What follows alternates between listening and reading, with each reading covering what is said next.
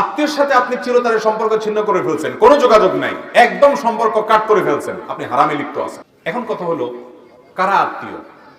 এর উত্তর হলো যে আত্মীয়ের সাথে সম্পর্ক রক্ষা করা ফরজ, সম্পর্ক ছিন্ন করা হারাম, তারা হলো রক্ত সম্পর্কীয় আত্মীয়। যাদের সাথে আপনার ব্লাডের সম্পর্ক আছে, রক্ত সম্পর্ক আছে, এই আত্মীয়ের মধ্যে এক নম্বরে চলে আসে বাপ এবং সন্তান, বাপ মা এবং সন্তান। কারণ বাপ মার সাথে সন্তানের সম্পর্ক একেবারে সরাসরি রক্তের।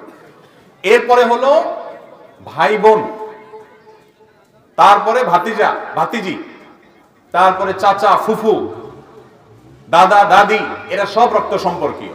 তারপরে মায়ের দিককার মা, খালা, মামু, তারাও মায়ের দিককার আত্মীয়।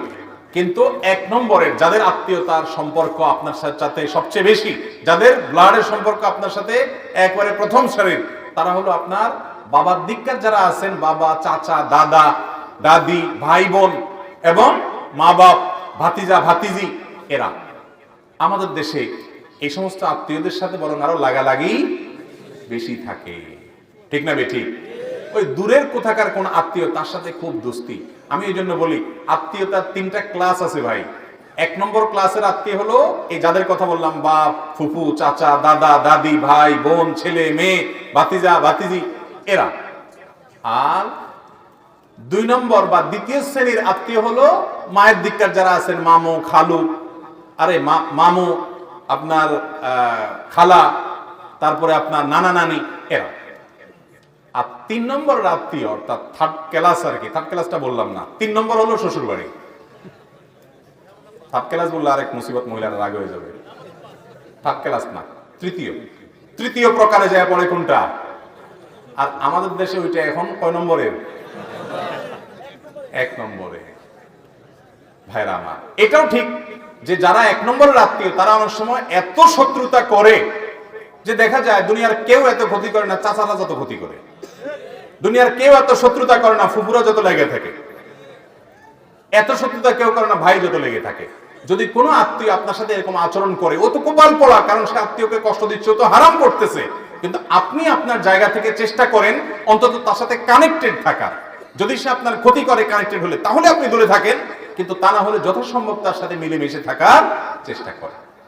আমরা এখন দেখা যায় যে রক্ত সম্পর্কে আত্মীয়দের সাথে কোনো খোঁজ খবর নাই। এরকম বহু লোক আছে যে কিছুই হয় নাই, তারপরও চাচাতো ভাই, আপনার কি বলে চাচা, তারপরে ফুফু, তাদের সাথে কোনো যোগাযোগ নাই। অনেকের তো গন্ডগোল ফাসাদ আছে, অনেকের গন্ডগোল ফাসাদও নাই, তারপরে কোনো যোগাযোগ নাই। আজকাল ফেসবুকে আমাদের এক একজনের 5,000 করে বন্ধু, 5,000 বন্ধুর হক আদায় করতে করতে এই সমস্ত আত্মীয় গণার টাইম আমাদের নাই। কিয়ামতের দিন আল্লাহর কাছে এই 5,000 বন্ধুর কথা যদি বলেন, আল্লাহ দোস্তদের হক আদায় করতে গিয়ে ইনবক্সে, মেসেঞ্জারে ওরা লাইক দিছে এই জন্য পাল্টা লাইক দেওয়া লাগছে, কমেন্ট লিখছে এই জন্য পাল্টা রিপ্লাই দেওয়া লাগছে, নাহলে দোস্ত নারাজ হয়ে গেছে, ওদের হক আদায় করতে করতে আল্লাহ সময় পায় নাই চাচা ফুপুর হক আদায় করার। মুগুরের মায়ের একটাও নিচে পড়বো যে 2 নম্বর দোস্ত তোরে পাতাইতে বলছে কে? এই সামাজিক যোগাযোগের মাধ্যমগুলো আমাদেরকে আজকাল অনেক বেশি অসামাজিক করে দিচ্ছে। কাজের জায়গায় খবর নাই, ও জায়গায় সব এনার্জি দিয়ে আছে। অতএব আত্মীয়তার সম্পর্ক রক্ষা করে চলবো তো ইনশাআল্লাহ। এক সাহাবী নবীজির কাছে বলছে, ইয়া রাসূলুল্লাহ, আমি তো আত্মীয়ের সাথে ভালো থাকতে চাই, কিন্তু তারা তো আমার ক্ষতি করে। নবী করিম সাল্লাল্লাহু আলাইহি সাল্লাম তখন বলেছেন, তুমি যা বলছো যদি এরকমটা সে করে, তোমার ক্ষতি করে আত্মীয় হয়ে, তাহলে ও তোর কপাল শেষ করতেছে, ধ্বংস করতেছে আত্মীয়ের প্রতি অবিচার করে বা তাকে কষ্ট দিয়ে।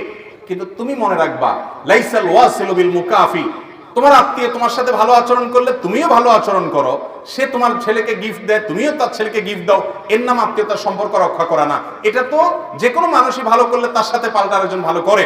আত্মীয় যদি তোমার সাথে খারাপও হয়, তুমি খারাপ অন্তত করবা না, চেষ্টা করবা ভালো কিছু করার, সবর করার, প্রতিহত করবা। তুমি জুলুম সহ্য করার দরকার নাই, কিন্তু তুমি খারাপ করবা না এবং পারলে সম্পর্ক রক্ষা করবা। এটাই হলো আত্মীয়তার সম্পর্ক রক্ষা করা।